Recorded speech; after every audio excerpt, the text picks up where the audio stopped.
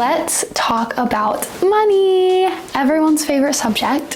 Hello everyone, my name is Reagan May and welcome to my channel all about maximizing my 20s through financial minimalism, extreme savings, and intentional living. So today's video is going to be all about money mistakes to avoid in your 20s.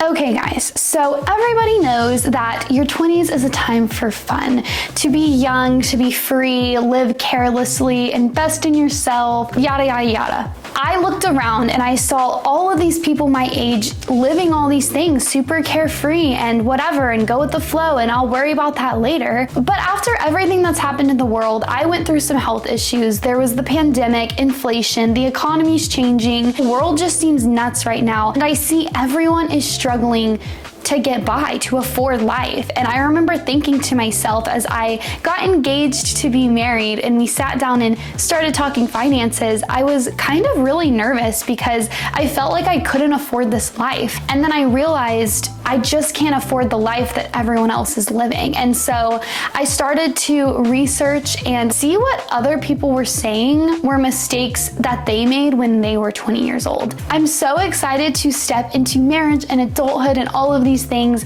and I definitely want to avoid the mistakes that other people made in their 20s because life is wisdom, and I think I would be a fool to not listen to what people are saying that are older than me that have been through this. And so many people in their 20s live in the here and the now, and they don't think about the future. And I feel like that is just a huge regret that so many people have. Grab a drink if you want. I have my matcha here. Grab a coffee, a Coke, water, a snack. If you want to come along my journey of learning how to maximize my 20s, financially, lifestyle decisions, spiritually, all those things, then go ahead and subscribe to my channel. Join the ride. Come on, come do it with me. I want all people in their 20s to be maximizing their 20s. So let's do this. So the first mistake to avoid in your 20s is not realizing the value of your time. As I started getting more into finances and educating myself, every single financial professional was saying, A, stay out of debt, and B, start in your 20s, start when you're young, because you have time and you have opportunity on your side. So many of us either live the mindset of, oh, I'm gonna invest in myself and worry about it later. I'm in college, I don't need to worry about that until I graduate. I'll get there when I'm married and have kids, and we keep putting it off and off and off. We are wasting the money that we have right now, because if we invested our money in something, we have the most time in our life if we start now versus if we start in our 30s. I just felt like I got to a point where I knew that if I didn't start now, when I woke up and I was 30 years old, I would have regretted that. And I would have been like, I should have taken advantage of that opportunity, the advantage that I had. I knew that I would regret that. And so me and Aaron decided to start this FIT journey. FIT is an acronym that me and my dad actually kind of made up, and I am obsessed with it. It is based off of the FIRE acronym, which is Financial Independence, Retire Early. But FIT means Financial Independence in your 20s. And I love this because I feel like sometimes, especially in your younger 20s, I got to a point where I felt like I couldn't afford life, much less be financially independent. Like everything was getting so expensive, and I almost felt like, oh, when I make more of an income, then I can be financially responsible. And then hopefully maybe by my 30s, I can be financially independent. I didn't quite feel like it was possible for me to achieve financial independence in my 20s. I realized that's so far from the truth. Financial independence means something different for every single person, I believe. The FIT journey for us includes making sacrifices, being disciplined, living like we're broke because we are, but living like we're broke and not getting caught up in life inflation. It means balance and finding joy in the things that we have and each other instead of feeling the need to constantly be consuming. Ultimately, it means finding freedom from the slavery of money, from being controlled by our money, and instead us having control over our money, breaking away from that desire of feeling like we need more things to be happy.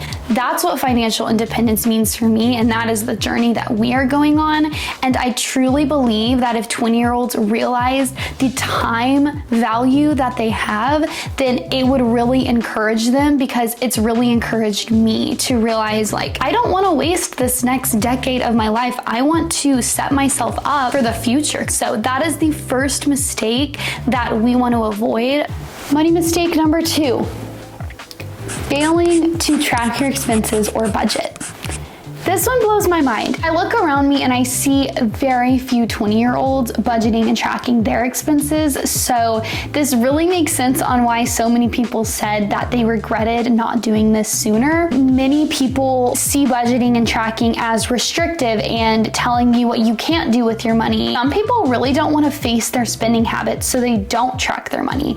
But it is the only way to be aware of what you are spending and where your income is going. The times that I haven't tracked my money, I get to the end of the month and I feel like, where did all my money go? Like, I have no money left at all. I promise you, if I did not budget or track my money, I would be buying coffee every day, the shirt that I wanted. I would be giving in to any and every desire that I wanted. And I don't think that is healthy, like, for yourself, but it is definitely not healthy financially. Tracking gives you a sense of awareness of where your money is going, and in turn that gives you control. It gives you control because you get to choose and decide where your money goes, instead of carelessly spending and then frantically feeling like you have no money. That sounds horrible. We're only 21 and we've already made this mistake and seen how thousands of dollars can disappear just by the simple fact of not tracking your money. To me, it gives you more money to work with. It gives you more freedom and more control. So that is a mistake that I really, really do not want to make. Starting now, we will be on a budget. The third mistake that me and Erin are trying to avoid is not setting financial goals. So I don't have a ton to say about this, but the bottom line is I feel like goals are what kind of motivates us and drives us and gives us a direction and a path that we want to go on. I can just speak for myself. When I don't have financial goals, I'm not motivated to stay on track with my budget and tracking. The sacrifices don't really seem worth it to me. But ever since we sat down and made goals, I feel so much more motivated and encouraged to actually start this journey and stay on this and be consistent with it. So I can see why that's a mistake that people make in their 20s, as again, we're not really looking towards the future a lot of times. So me and Erin are trying to avoid that mistake. The fourth mistake that I really think is one of the biggest mistakes that people make in their 20s, and I have made it, I see people making it, is spending above your means and impulse buying. So 20-year-olds are quite impulsive, I know, because I am one. It is so easy to swipe our credit card for every single desire that we want, spend above our means, whether that means shopping or going out with friends or going on that trip that we can't afford, just buying more things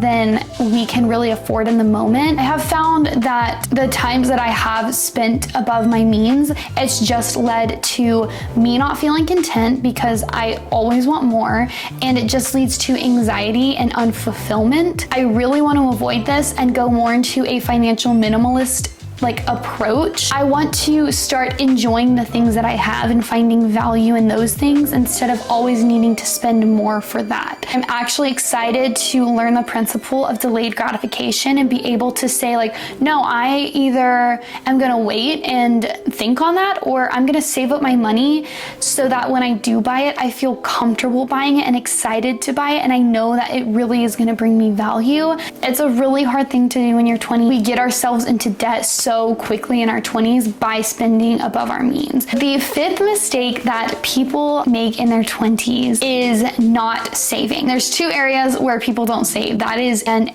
emergency fund and for their future. 20-year-olds, for some reason, truly believe that nothing is ever gonna happen to them. Nothing bad is gonna happen to them. And guys, snap out of it. This world is nuts. Like, something is gonna happen to us. There's a huge possibility that it will. And if we are not having an emergency fund and preparing for that, we are putting ourselves in a position that when something bad does come and happen, we're not only having to deal with the stress of the situation, but we are putting ourselves in a severe, stressful financial situation, which just adds on and makes it so much worse. I actually got diagnosed with some health issues this past year, and I had to stop working. Life doesn't always go our way, and I feel like I learned that when I got all of these health issues. I realized that I never know what's gonna happen. That idea really scares me, but to me, having an emergency fund relieves that and gives me a sense of peace, so that I know if something did happen, I would just have to deal with the situation. I wouldn't have to add financial anxiety and issues on top of that, which is huge to me. And the second thing that people are not saving for in their 20s is their future. When me and Aaron sat down and talked about the life that we want, you know, as we are about to get married, we realized, like, we want a house and we want kids. I need a new car coming up and all of these things. And so many people in their 20s just fly by the seat of their pants. I would rather make sacrifices now and prep and save for the future before, so that I don't have to go into debt when I am ready to make those purchases. So overall, we want to have a more proactive approach in our finances than what we were doing and than a lot of 20-year-olds want to. You have this extra money and you're either going to waste it on stuff and put yourself in a predicament when all these expenses come up, or you can save it and feel confident and ready and proactive and just like in control. The sixth mistake that me and Aaron want to avoid is not saving for retirement. Guys, compound interest. I know you've heard of it. Maybe you don't know what it means, but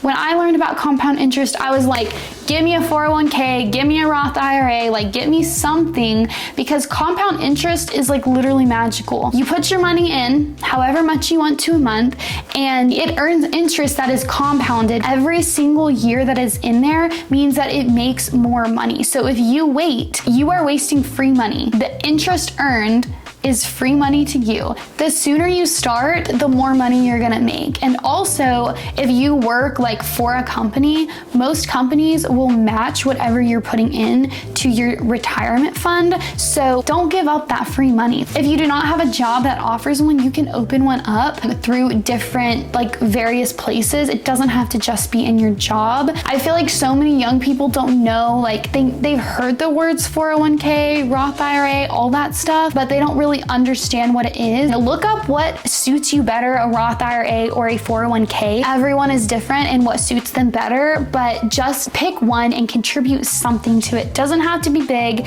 Me and Aaron literally right now, we're putting like $200 a month. That is it. If you can't do that, do what you can, just put something into it. The next mistake that me and Aaron want to avoid is not building our credit score. Our generation kind of has a hard time with credit scores because A, we don't really understand them, and B, we've heard like credit cards are the devil, like our whole life, don't use them, they're bad. But I feel like now it's kind of, the belief is coming back out that you need a good credit score to rent an apartment and buy a car and buy a house. Building your credit score isn't just getting a credit card and buying whatever you want on it. It is knowing how it works. There's a lot of factors that goes into it. It's time and utilization rate and all of these different things, the amount of lines that you have open. So me and Aaron decided that we would open a few different lines of credit over the course of the next few years and just pay our bills with them, only spend money that we have, use it like a debit card, and just keep paying it off so that we can build our credit score for when we need it for even bigger purchases in the future. But the opposite side of that is the next mistake, and that is getting into credit card debt. So while the average 18 to 24-year-old has over $9,000 in debt, and the average 24 through 34-year-old has $78,000 of debt. Now this is student loan and credit card, but that is a huge number, and debt ruins people's lives. It makes you literally a slave to your money. You wake up, you're in a hole that you don't know how you got there and you don't know how to get out. The life of living above your means and not responsibly using a credit card is what gets you here. And I've seen that happen to so many people that are older than me, people my age. I'm seeing it, and it's happened to me. You have to be so responsible, and me and Aaron really want to avoid getting into credit card debt because I think that that is the number one thing that brings people's finances down. Okay, so the last one that I want to talk about is one that I kind of realized myself, and I think a lot of 20-year-olds make this mistake, is looking at the journey as a means to the end instead of actually finding joy in the journey. I realized that I was in a place where I just wanted the house and the car and the family and to be married and to have it all figured out, and the process actually scared me.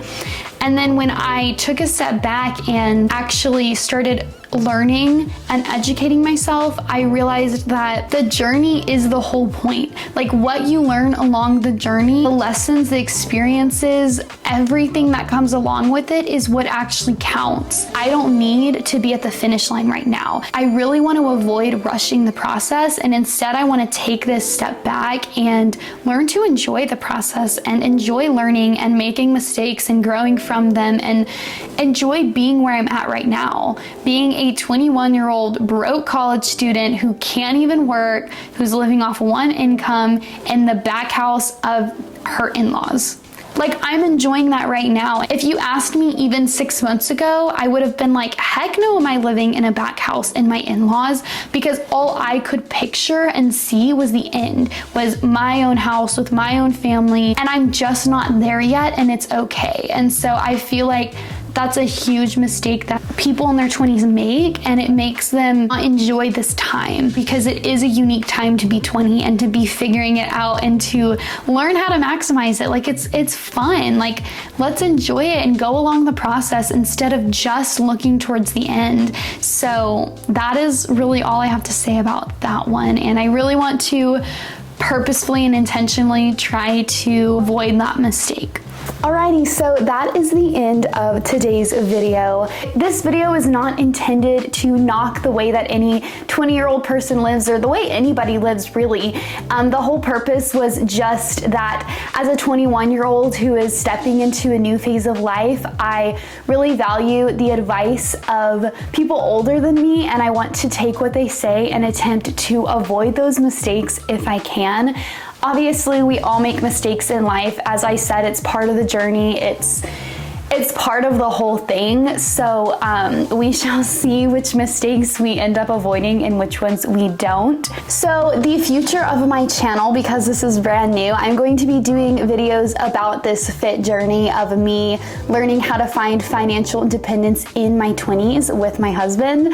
There'll be videos about budgeting, how to be organized and set a schedule, be productive, intentional living, financial minimalism, and just life, just living an intentional life. So if that interests you at all, then come along and watch my journey. We can all learn together and form a community. I am so excited for this, and I will be posting every single Sunday. So if y'all want to know when those videos go up, then make sure you subscribe to my channel. Thank you for watching. Bye guys.